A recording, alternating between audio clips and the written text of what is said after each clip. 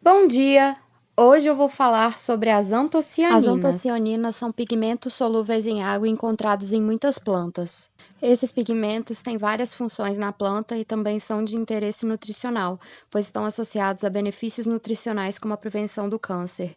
Dependendo do pH, as antocianinas podem ser vermelhas, violetas ou azuis. A cor vermelha brilhante de uma maçã é devido à presença de antocianinas, assim como o rico azul de um mirtilo.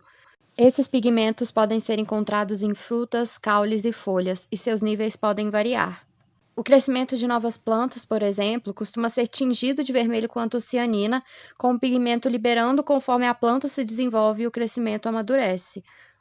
Nas plantas, um dos principais papéis das antocianinas é como forma de filtro solar. Esses pigmentos escuros protegem as plantas dos danos causados pelo sol e diminuem o risco de uma planta ser queimada ou murcha pelo sol quente.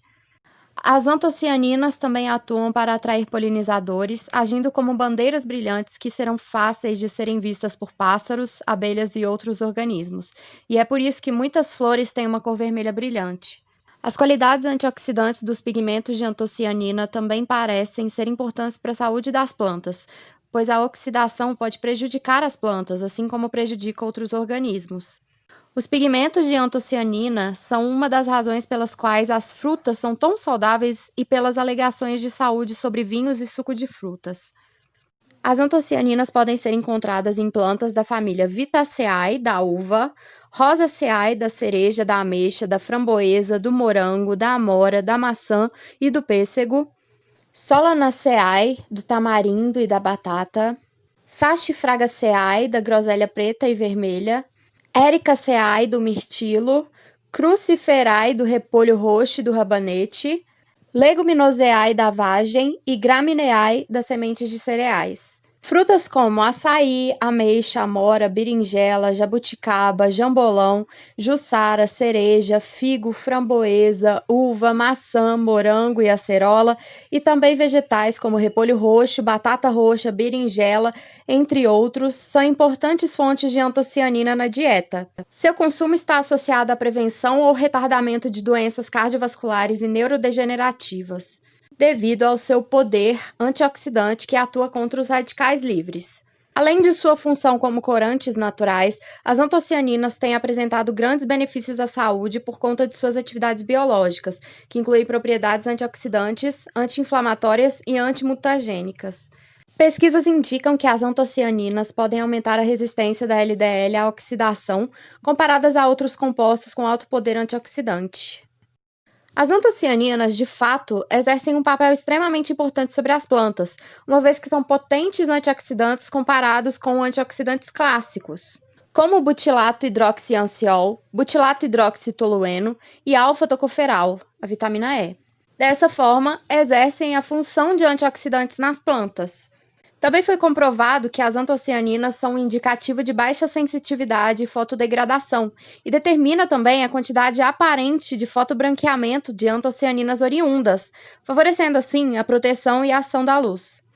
As antocianinas, quando adicionadas a alimentos, vão exercer a importante função biológica, realçando a coloração dos alimentos, propiciando a prevenção contra a autooxidação e promovendo a peroxidação em sistemas biológicos. As cores vivas e intensas que as antocianinas produzem vão ter um papel muito importante na reprodução das plantas, como por exemplo a polinização e a dispersão de sementes. Estrutura aglicona. As antocianinas serão as principais responsáveis por inúmeras tonalidades de cores encontradas em flores, frutas e folhas. A segunda figura mostra as estruturas químicas das antocianinas e algumas fontes naturais das mesmas. Nas plantas que fazem parte da alimentação, as antocianinas se encontram difundidas, no mínimo em 27 famílias, 73 gêneros e uma grande variedade de espécies. Observe na figura 1, aquele complexo B vai diversificar por diferentes radicais ligados a ele. Isso que vai caracterizar qual tipo de alimento vai conter a fonte de antocianinas. Também na figura 1, observe o complexo C ligado no complexo B. Vamos supor que no radical 6, no complexo B, esteja ligado uma hidroxila, OH. Isso vai ser chamado de pelargonidina, onde sua fonte será um morango e a amora vermelha, como mostra na figura 2. Agora vamos supor que seja uma hidroxila no radical 5 e no radical 6. Vai ser chamado de cianidina, onde sua fonte vai ser em outros alimentos, como mostra na figura 2. Ao todo, serão 6 tipos diferentes de estruturas de aglicona. Raramente serão encontradas em plantas antocianinas livres, sendo então comum serem encontradas glicosiladas com açúcares que estabilizam a molécula. Observe na figura circulada de vermelho. A glicosilação pode ocorrer em várias posições, porém se observa na maioria das vezes na posição 3. O segundo açúcar encontra-se na posição 5, como pode ser observado o OH circulado de vermelho, mas podem ocorrer também nas posições 7, 3, 4 e 5. Glicose, ramaose, xilose, galactose, arabinose e frutose são os açúcares mais comumente ligados às antocianinas, ocorrendo como monoglicosídeos, diglicosídeos e triglicosídeos glicosilados diretamente na glicona.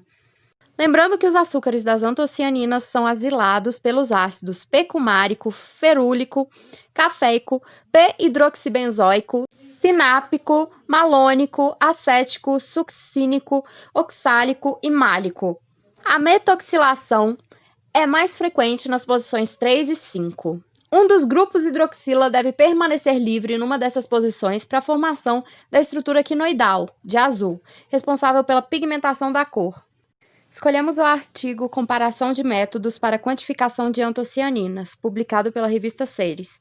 As antocianinas são os mais conhecidos pigmentos naturais. São reconhecidos como compostos funcionais capazes de ter mais valor à qualidade alimentar de vegetais e alimentos industrializados que podem conter esses pigmentos naturalmente ou adicionados na forma de corantes naturais.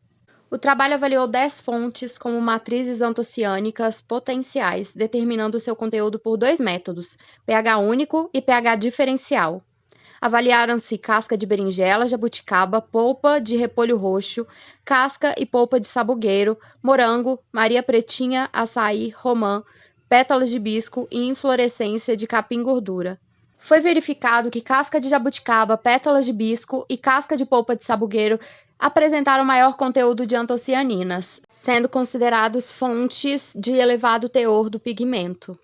O método de pH diferencial mostrou-se mais sensível à quantificação de antocianinas, sendo capaz de minimizar a ação de interferentes presentes na casca de jabuticaba. Para qualquer uma das demais fontes, o uso de qualquer um dos métodos avaliados não implica indiferença quanto ao teor de antocianinas e, devido à simplicidade do método, recomenda-se utilizar o método de pH único.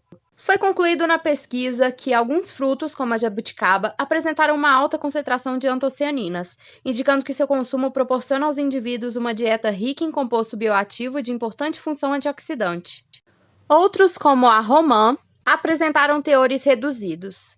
O açaí, um fruto nativo e com produção intensiva, foi indicado como boa fonte de pigmento.